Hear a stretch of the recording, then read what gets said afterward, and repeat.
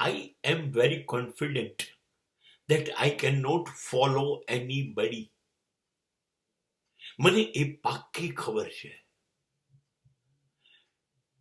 કે મારે મારા સિવાય કશું બનવું નથી અને હું બની શકીશ નહીં.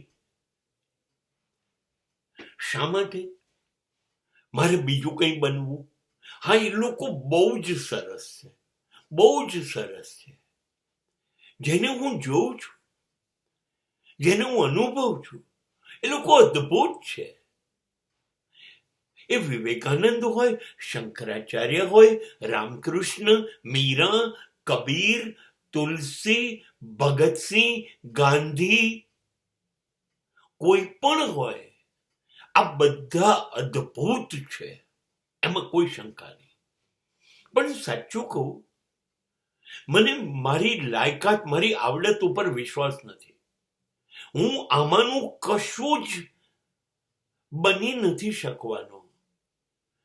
આમાંની શ્રેષ્ઠતમ એક પણ વસ્તુ આજ સુધી 70 વર્ષની જિંદગીમાં તો હું લાવી નથી શક્યો.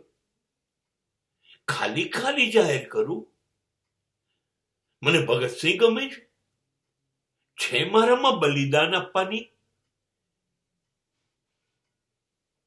ખાલી જાહેર કરું કે મારે વિવેકાનંદ બનવું છે મારી પાસે એના જેવું અદ્વિતીય બ્રહ્મચર્ય. હું જાહેર કર્યું કે શંકરાચાર્ય મારા આદર્શ છે. શંકરાચાર્ય એટલે જ જ્ઞાન છે મારી પાસે, જ્ઞાન. નહીં, હું કશું જ ન બની શકું. હું કશું જ. હા, આ લોકો બહુ જ અદ્ભુત છે.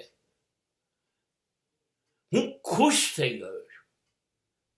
લગભગ પૂજા કરવી હોય તો કરી શકું.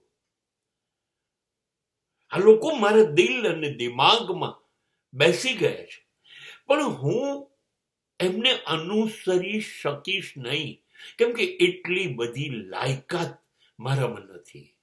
એટલે હું ડીકે તરીકે જન્મ્યો છું, ડીકે તરીકે જીવું અને ડીકે તરીકે જતો રહું.